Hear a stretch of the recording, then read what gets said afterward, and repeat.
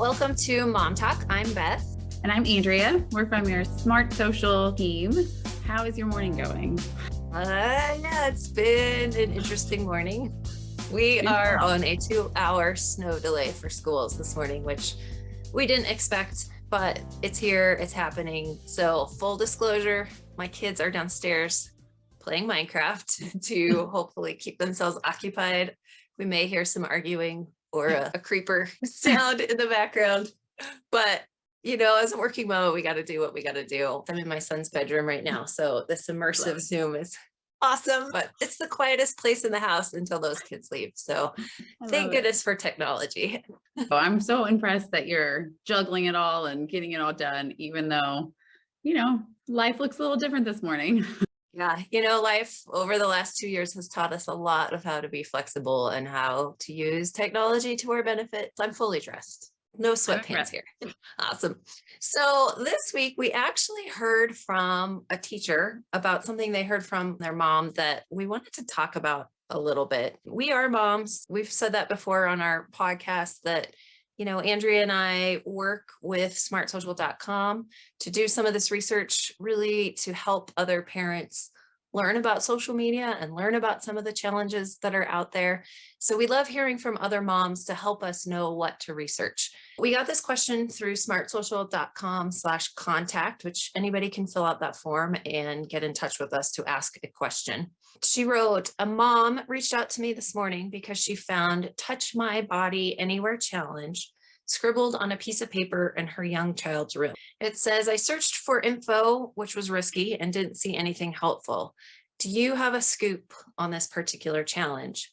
And Josh and I actually looked through this, and it was a little risky to search for that term, just seeing what it talks about. So we both did some safe practices in researching it. I believe I was logged in through my VPN, so there was less tracking of what is going on my internet server. When Josh did it, he went into an incognito browser, so that also limits some of that tracking. But we just went into it not knowing what we were going to find. And number one, we discovered that term is a popular Mariah Carey song. Did you listen to Mariah Carey? Did I listen to Mariah Carey? Oh, yeah. I don't know that song. I saw her in concert, but I don't remember it. But anyways, Google tells me it's a popular Mariah Carey song. So when something is so popular like that, it's very often turned into a hashtag on social media. So those were coming up a lot, but a lot of those were just lip syncing songs. So my mommy gut wants to say, hopefully that young child wanted to lip sync to that song. Appropriate or not, that mom has to decide. However, my mommy gut also tells me that there may be more to it than just a simple Mariah Carey song. So we looked into it a little bit more. We did find a few really old hashtags of some challenges of somebody blindfolding another person, and then you take their finger and they touch a part of your body and they have to guess what part it is. But I know it's just that mommy gut feeling that we all feel like this could go into something much worse. So to be totally honest, we did not find this to be a trending topic. We did not find it to be a viral hashtag or a viral challenge, which is good, but we don't want to discount what that mom found as she's following her mommy gut, that she reached out for help, that was unsettling to her.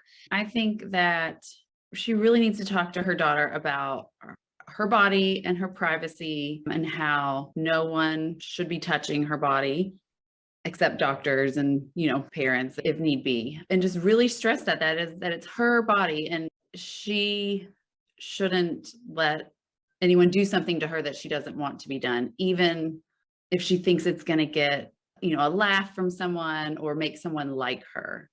That's her personal space, and it needs to stay her personal space. It's a tough conversation. It really is. One that we can only always hope that we're saying the right things. I think the best start to conversations that I've had on this subject have come in our kids' doctors' offices for their annual checkups. we've had some great doctors that have started that conversation, and then I can work with where we started from there. So if that mom is really uncomfortable in starting that conversation, I would absolutely say continue to seek out resources. It sounds like she has a good teacher or a counselor that she can rely on, that she sent this to originally. It doesn't have to be a solo conversation with the mom and the daughter. You can pull in others who are trained or have more experience with those conversations. But the comment said it was a young child. So even if this was an older child, I think that conversation can still be had, especially pulling in those ideas of peer pressure and social media, and especially not taking inappropriate photos of yourself and sharing that with anybody on technology. I think those are kind of where that conversation develops for the older kids too. Definitely. And there's so many books out there that parents can read, or parents can read with a child, or to give to their child, that can help, that really address these topics as well, to go along with your conversations. Absolutely. So this isn't something that is super viral right now. It may be a trend in that one particular student's school or peer group. It is fabulous that that mom is listening to her mommy gut and talking about it. If something doesn't seem right, it may not be right. So it's worth having a conversation with the child or with other adults who may know more about this. I hope this doesn't become viral. I hope this is not something that we create a big resource about in the future. We will continue to track it. If it does become bigger, we will put out one of our great social media guides. But for now, just keep that conversation open, keep talking with your kids. All right, let's take a quick break and hear a little bit from Josh about our lovely newsletters. You're listening to the smartsocial.com podcast. Each week, we help parents and educators keep students safe on social media so they can someday shine online. Make sure you join our newsletter to get the most up-to-date social media alerts at smartsocial.com/newsletter. Every Tuesday and Thursday, we send out the latest social media app resources that help parents and educators to navigate this challenging landscape with their students. Now let's get to the program. All right, let's jump back into what we have learned in our research this week for smartsocial.com resources. We published a brand new blog post this week about pop-up and ad blockers, how to keep your family and equipment safe. We've talked about this a couple times over the last few weeks, that again, our inspiration came from one of our VIP members and asking about something she had seen. We've broken it down into a couple different topics from her question. But Andrea, what did you learn this week in trying to figure out all the different options about pop-ups and ad blockers? So many options. But first, I have to say that we really love getting your questions and finding out what you guys want to hear about, because it leads us in the right direction. It shows us, the things that we should be researching and the things that you guys care about. So please keep sending us questions. We love that. But as for pop-ups, there's a lot out there that you can actually do to prevent you and your family seeing ads on your devices. So you've got the very basic pop-up blockers that come in all of your web browsers. And on our blog, we have instructions on how to check those and make sure that each one is turned on. Or there are instances where you might want to turn them off for a specific website, because not all pop-ups are bad. A lot of very legitimate websites will use pop-ups, like a bank, for example, to show you account information or give you certain reports. Those will be in a pop-up. And if your blocker is on, you're not going to be able to see it. So all of these pop-up blockers have options to go in and basically whitelist, if you will, a website that will allow those pop-ups to come through. But I do recommend turning them on, because that will really cut down on most of the pop-ups that you see. I get frustrated when a website tells me allow pop-ups. Like, I've clicked on that link. Where is my thing? When it's been so long since I've set up the pop-up blockers, I just get frustrated that I don't know where to go. Even if your pop-up blockers are on right now may be a good reminder to jump in and go look at it, so that you are familiar where they are and you can double check that everything is set up the way you want. Yes, I think generally they start on. So if you download Chrome or a new browser, it will start on, and then you'd have to go in and manually turn it off. But just to be sure, double check to make sure. The question that we had from the parent was specific about YouTube and videos. And we know my kids love to watch videos, anything from train videos when they were really little. My daughter loves to watch baking videos. And you can't control what sort of advertisements are usually being shown unless you do a couple things. The best tip is to use YouTube Kids. They do show some ads, but they tell us that they are deemed family friendly. So it shouldn't be anything that you don't want your kids to watch. And if you really don't want ads at all while you're watching YouTube, you just want to like cut it all out, you can pay for YouTube Premium, which there is a monthly fee. So, and then also teach your kids to be a little bit patient, which is hard because they're little, right? But tell them what to look for. You know, all ads may start off as an ad, but fairly quickly, an X will pop up or a skip ad will pop up. Teach them what to look for and then what they can click on and what not to click on, which is really probably where you need to start when you're dealing with that. That education goes a long way. Yeah, being patient is hard. It's hard for me. It's hard for my 10-year-old that just wants to go back to playing the game on that free app that I let her download. I think it's just good in general for all of us to remind ourselves to be patient. Yes, definitely. And in that sense, make sure your settings, your permissions are set up so that they can't just buy things, request approval before they can make purchases. Otherwise, who knows what you'll end up with. Absolutely. And that sounds like such a basic tip, but honestly, I feel like every couple months we hear my kid bought $1,000 of apps or Amazon or whatever it happens to be. So yes, double check. And we have a good resource for Apples and Androids of how to set up those types of controls. If you can prevent it, that's step number one. Just don't let them have access to that. But we all know you're standing in the line at the bank or you're standing in line somewhere and your kid's bored and you just kind of hand them your phone and you're like, here, do something on there.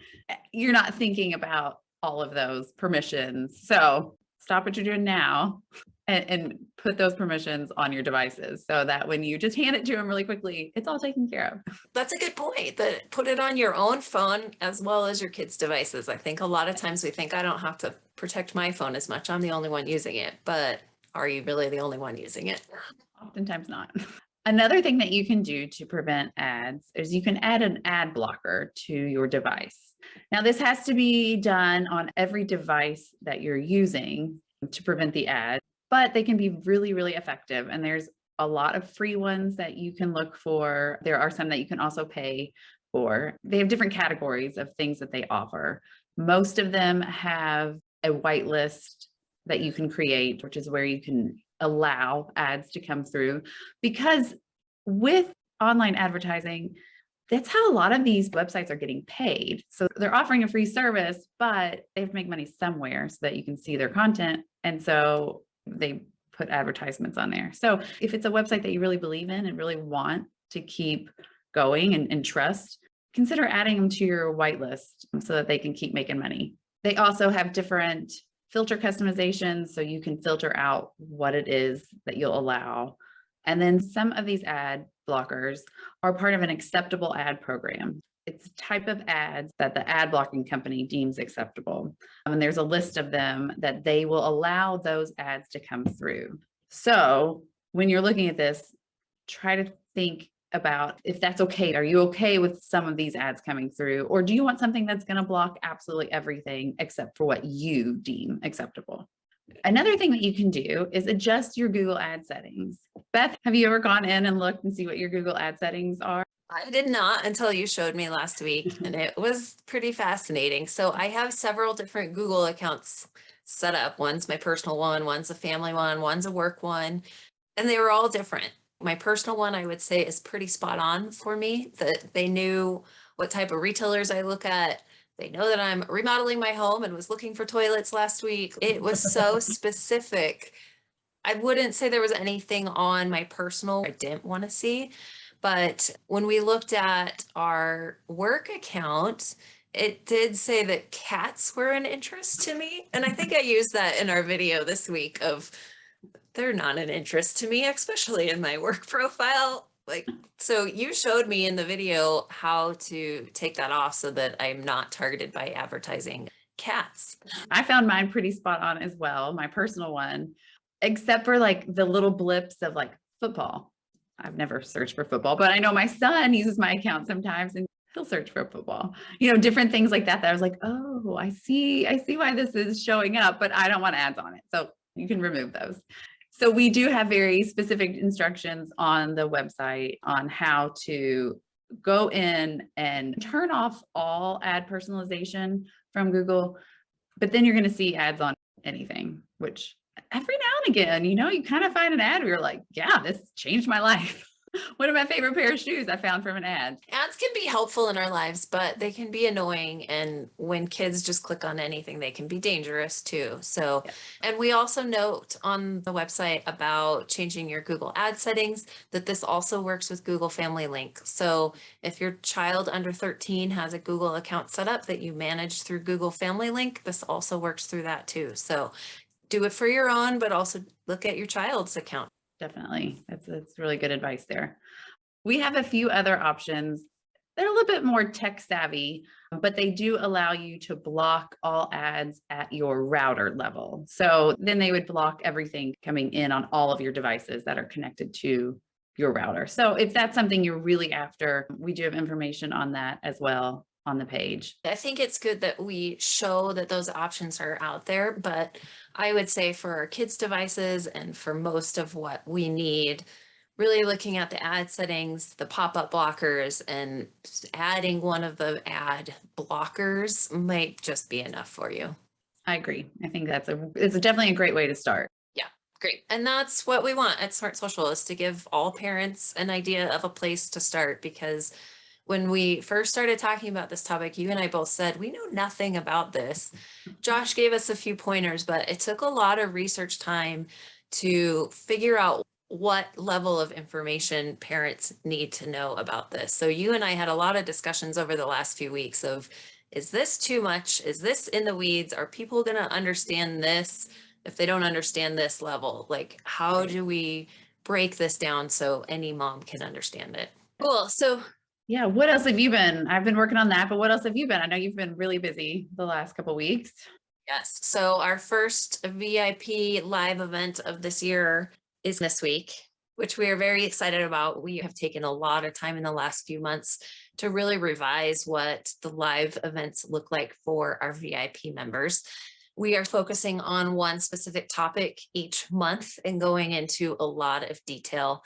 This month's topic is TikTok. We do a lot of surveys of our parents and people that read our newsletter and of schools that partner with us. And I would say the number one thing that comes up in every survey and every conversation is TikTok.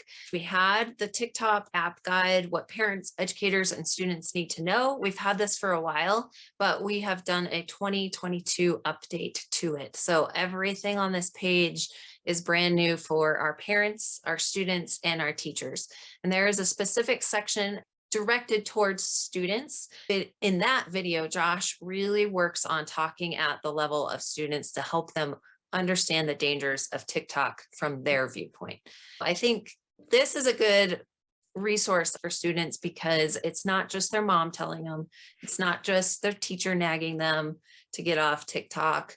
This is somebody else. And we really try to pull from other student voices for these student sections of our guides. Some teachers in our partner schools have talked about using these videos in their classrooms. We try to keep them real brief so that they can show it maybe in an advisory period or just the first or the last 10, 15 minutes of a class, just to start students thinking along those paths. It is now available for our VIP members, TikTok App Guide 2022. This was really good timing for us to do this one as well, because just last week, TikTok announced that there are some changes to their community guidelines. We went through what they have published so far on those. So we cover those pretty in depth in this new version of the course as well. And then we give parents and students the chance to sit down together and watch a video, bringing parents and students together to talk about TikTok, to talk about their experiences, and to hear the information and the tips at the same time. We really think brings a really good opportunity for discussion between parents and kids. And then it's not just the mom saying, I heard this, you have to do this. It's you're both hearing it at the same time and you're both having the conversation at the same time and understanding why. Are you saying that your kids don't always listen to everything that you have to say? Do they ever listen to someone else more than you? All the time. Yes. The time. So if they will listen to Josh in these videos, I would appreciate it. But there's a lot for parents to learn too, because when we talked with our student advisors for Smart Social, our goal is to try to understand why kids like to be on these apps. Our mom brains don't think about it the same way the teenage brain thinks about social media. When we can help other parents understand how kids are thinking about it, I think that's a big question, is why do kids even like TikTok? But then once parents give it a chance and try it out, they kind of see that because the TikTok algorithm ends up giving parents information that they could use or things that they want to see, it becomes more obvious. But, a lot of parents won't even try it because they just think it's a high school thing. So that's one of our tips for a lot of the apps, is that to really start to understand why kids like it and to build that credibility with your kid to say, I want to understand. We recommend that you get on the apps and you try it. One of the things that TikTok has offered for quite a while now, but it goes off of that point of the importance of being on these apps yourself, is they have a family link. There are ways that TikTok allows parents to control what their kids are seeing, what they're doing, how much time they're spending, but it does require that the parent has their own TikTok account. You don't have to be on it every day for it to be active, but if you are going to create the account, you might as well try it out and see what it is. Yeah. I think one of the other great things that we do to try to teach people about social media, specifically the students, is how to use it in a positive way. Make yourself shine online, which is what we always say.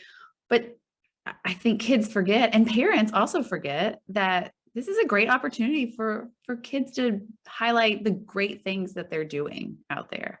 Because there's some amazing kids out there doing great things, but let's see more of that. Yeah, absolutely. And it's more than just making money, because I think sometimes kids will say, well, I want to be a social media influencer to make money. Like, you don't have to make money to shine online. You can create a great profile for yourself that shows employers or colleges who you are and what you do and what you stand for. So TikTok could be a place to do that. You never know. That's right. So it's not just about TikTok, but I think overall, when we give kids access to more apps, there's a lot more opportunity for screen time addiction. Know that apps like TikTok or even Instagram, Facebook are created to get us addicted and to keep us scrolling and to keep us moving. That's how they make their money. Again, those ads come through. That's how TikTok makes their money. We have to be knowledgeable, and we have to help our students understand that there are forces working against us with screen time. I go through it too, that I know I should be done scrolling on Reels, but just one more. Oh, just one more, but that was really good. There are plenty of resources in these apps and on our devices to help us combat some of that screen time addiction. In our TikTok guide, we show you, again, that family pairing tip, but we also show you several different options within the iPhone or an Android, using other apps, using digital well-being to help set the limits and then enforce the limits of screen time addiction. Awesome. That is such an important thing to cover, because it's such a real problem, or can become a real problem. It's important to get on top of that while you can, and to educate your kids on the reality of screen time addiction. We've had a busy week, but we've got lots of more stuff coming up. Andrea, what are you working on for next week? So last week we were talking about the Benadryl TikTok challenge, where kids were taking Benadryl to try to hallucinate.